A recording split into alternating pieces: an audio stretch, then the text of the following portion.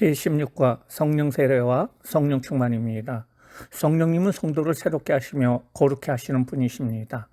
성도는 성령 세례와 성령 충만함을 통해서 새로워지고 성숙한 그리스도인으로 살아갈 수 있습니다. 예수님을 믿고 나서 성령 세례를 받고 성령으로 충만해야 비로소 하나님의 말씀에 대한 깊은 신앙 속으로 들어갈 수 있으며 생명력 있는 신앙생활을 할 수가 있습니다. 큰 주제 첫 번째, 성령 세례에 대해서 알아보도록 하겠습니다. 첫 번째, 중생과 성령 세례입니다.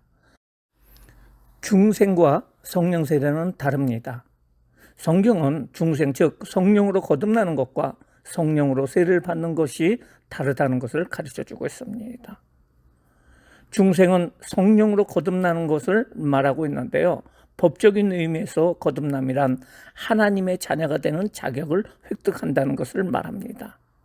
중생을 위해서는 예수님을 구주로 믿고 영접해야 됩니다. 다음으로 성령 세례는 무엇이냐, 그 의미를 알아보도록 하겠습니다. 세례라는 말은 잠그다라는 말입니다. 이것은 마치 옷감을 물들일 때 물에 완전히 잠기게 넣는 것을 의미합니다. 그러므로 성령 세례란 성령 안에 완전히 잠기는 체험을 말해주고 있습니다. 사도행전 8장에 보면은 빌립 집사가 사마리아 성에 가서 복음을 전파하고 수많은 사람들이 예수를 믿게 됩니다. 이때 예루살렘 교회에서는 베드로와 요한을 그곳으로 보냅니다. 그리고 그곳에 간 베드로와 요한은 이렇게 얘기합니다. 그들이 내려가서 저희를 위하여 성령 받기를 기도하니 이는 아직 한 사람에게도 성령이 내리신 일이 없고 오직 주 예수의 이름으로 세례만 받았을 뿐이더라. 이에 두 사도가 저희에게 안수함에 성령을 받는지라. 즉 성령 세례의 의미는 받는다는 의미입니다.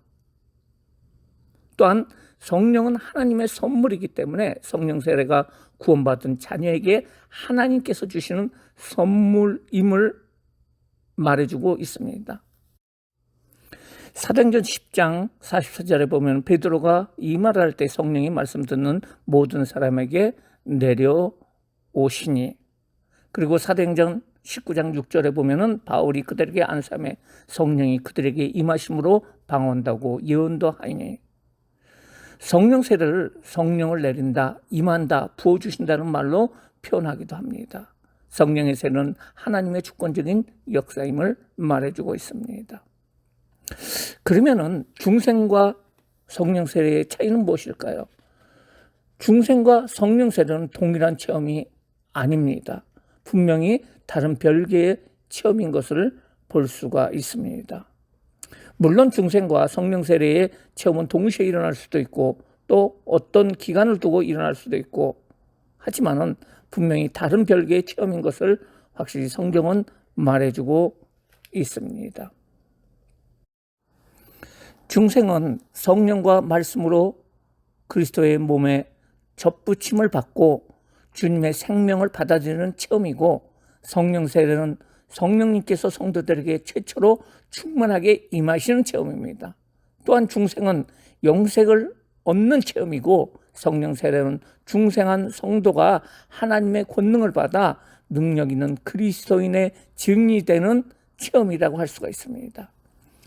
중생은 새 생명을 얻기 위해서 필히 체험해야 하고, 성령 세례는 하나님의 사역을 행하는 데 있어 놀라운 봉사적 권능을 얻기 위하여 성도들이 반드시 체험해야 하는 것입니다. 따라서 성도들과 교회가 성공적인 신앙생활을 하기 위해서는 반드시 중생의 체험 위에 성령 세례의 체험을 해야 합니다. 두 번째로 성령 세례의 증거입니다. 성령 세례의 증거 첫 번째는 방언이라고 할 수가 있습니다. 사도행전은 성령 세례의 경험을 기록한 기사가 4군데가 나와 있습니다. 그런데 사마리아 부흥의 기록을 제외하고는 모든 곳에 방언에 대한 기록이 나타나 있습니다. 그러므로 성령 세례의 대표적인 표적은 방언을 말함이라고 할 수가 있습니다. 방언은 인간의 성품을 하나님의 성품으로 길들인다는 의미가 있습니다. 그리고 방언은 성령 세례의 표적으로 주시는 것은 성령 강림의 궁극적인 목적이 온 세상을 향한 복음 전파에 있음을 우리에게 가르쳐 주고 있습니다. 성령 세례의 증거는 강력한 복음 전파라고 할 수가 있습니다. 성령 세례를 받았다는 확실한 증거는 복음을 부끄러워하지 않고 적극적으로 복음을 전하는 것입니다. 그러므로 성령 세례를 체험한 성도들이 많은 교회를 성장하게 할 수 있다는 것입니다. 그리고 마음의 확신이라고 할 수가 있어요. 언제 어디서 어떻게 받았는지를 확실히 알 수 있는 체험이 바로 성령 세례이고요. 그 성령님이 마음속에 충만하게 임함으로 말미암아 강한 믿음과 확신을 가질 수 있기 때문이라고 할 수가 있습니다. 세 번째, 성령 세례를 받기 위한 준비입니다. 성령 세례는 믿는 자에게 주신 하나님의 선물로서 믿고 구하는 자는 반드시 받을 수 있습니다. 다만 우리가 구원을 은혜로 받듯이 성령 세례도 주님의 전적인 은혜로 받는 것을 알 수가 있습니다. 평소에 사랑하고 존경하는 귀한 분이 방문할 때 우리는 그분을 맞이하기 위해서 집안을 깨끗이 정돈하고 청소를 합니다. 마찬가지로 거룩하신 성령의 능력으로 체험을 받기 위해서 우리가 준비할 것이 있는데요. 그것은 바로 죄를 회개해야 된다는 것입니다. 성령님은 거룩한 분이십니다. 그러므로 거룩한 성령님을 모시기 위해서 우리는 생각나는 모든 죄를 회개해야 되고요. 그리고 간절히 사모해야 합니다. 성령 세례는 간절히 사모하는 마음에 임하게 됩니다. 예수 그리스도의 승천을 본 제자들은 예수님께서 분부하신 말씀대로 한 곳에 모여 전혀 기도에 힘쓰며 간절한 마음으로 성령을 사모하며 기다렸습니다. 그리고 믿음으로 순종해야 됩니다. 성령 세례는 세상과 타협하지 않고 온전히 하나님 말씀에 순종할 때 임하게 됩니다. 순수한 동기로 구해야 됩니다. 성령 세례를 받기 원하는 사람은 하나님 앞에서 순전한 마음으로 구해야 됩니다. 순전이라는 말은 욕심을 버리고 성령님을 만족하고 성령님과 동행하며 살기를 원하는 마음으로 구한다는 것을 말하고 있습니다. 성령 세례를 받기 위해서는 개인적으로 성령 세례를 사모함으로 구하여 받을 수가 있고 성령 대망회를 통한 각종 집회를 참석해서 기도하고를 통해서 받을 수가 있고 말씀을 듣고 필요한 경우에는 말씀과 성령이 충만한 주의 종의 안수를 받을 때에 그 성령 세례를 받을 수가 있습니다. 큰 두 번째, 성령 충만입니다. 첫 번째, 성령 세례와 성령 충만. 성령 충만의 최초의 경험이 곧 성령 세례입니다. 성령 세례를 받은 후에 충만한 상태가 계속된다는 것을 성령 충만이라고 말합니다. 그러므로 성령 세례는 단회적인 사건이고 성령 충만은 반복된다는 것을 우리는 알 수가 있어요. 성경에서는 사도들이 오순절에 성령을 체험한 후에 계속 충만함을 받은 사실에 대해서 기록하고 있습니다. 우리가 중생한 뒤 성령께서 우리를 완전히 점령하여 우리 안에 가득한 것이 성령 충만입니다. 물론 중생을 하면 성령 충만을 체험하는 것과는 상관없이 구원받을 수가 있습니다. 그러나 성령 충만을 받지 못하면 신앙에 힘이 없고 능력이 없습니다. 성령 충만은 하나님의 권능을 받아 누리는 체험이며 주의 일을 하는 데 있어서 꼭 필요한 능력을 받기 위해서 경험하는 은혜입니다. 그러므로 우리는 성령 세례를 받은 것으로 만족해서는 안 됩니다. 우리는 믿음으로 승리하는 삶을 살기 위해서 원수 마귀의 계계를 물리치고 하나님이 기뻐하시는 삶을 살기 위해서 항상 성령으로 충만함을 받아야 됩니다. 두 번째, 성령 충만한 삶의 특징은 무엇일까요? 성령으로 충만한 삶은 곧 그리스도로 충만한 삶입니다. 내가 사는 것이 아니라 철저히 그리스도가 내 안에 사는 삶을 말하고 있습니다.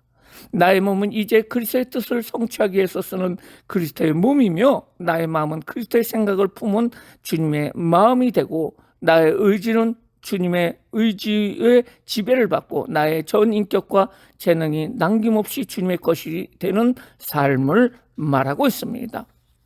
그래서 성령 충만한 삶을 가진 사람들은 기쁨이 넘치는 삶을 살 수가 있고요. 담대한 믿음이 넘치는 삶, 그리고 하나님의 사랑이 넘치는 삶, 생명력이 넘치는 삶, 병고침의 능력이 넘치는 삶, 방언의 기도가 넘치는 삶, 성령의 열매가 풍성한 삶, 전도하는 삶을 살 수가 있습니다. 성령이 충만하면 반드시 능력 있는 복음 증거의 표적이 뒤따르게 되고요. 또한 복음을 전파할 수가 있습니다. 세 번째, 계속적으로 성령 충만을 받으려면 우리는 어떻게 해야 될까요? 성령 충만하지 못한 이유가 있습니다. 성령님에 대한 무지와 결핍, 그리고 교만함, 회개치 않는 죄, 세상을 사랑하는 마음, 하나님을 불신하고 사람을 두려워하는 마음, 성령 충만에 대한 간절한 소원과 간구가 부족할 경우에 성령 충만함을 받지 못합니다. 계속적인 성령 충만을 유지하는 방법은 성령 충만을 기대하고 사모해야 된다는 것입니다. 날마다 일정한 기도 시간을 가지고 그리고 하나님 앞에 기도해야 됩니다. 날마다 하나님의 말씀을 읽고 묵상해야 됩니다. 모이기에 힘써야 됩니다. 예배와 기도의 모임에 적극적으로 참석하고 항상 성공적이고 적극적인 신앙의 그 자세를 가져야 됩니다. 죄를 멀리하고 죄를 지었을 때는 즉시 회개해야 됩니다. 성령님의 전인 몸을 더럽히지 말아야 됩니다. 성령님을 슬프시게 해서는 안 됩니다. 성령님을 소멸시켜서도 안 됩니다. 부정적인 마음을 멀리하고 성령님을 삶의 자원으로 삼아야 됩니다. 교회를 위해서 봉사하고 기회가 있을 때마다 전도하는 생활 습관을 가져야 됩니다. 이때 우리는 성령 충만함을 가지고 승리의 삶을 살 수가 있습니다. 이상으로 성령 세례와 성령 충만에 대해서 알아봤습니다. 감사합니다.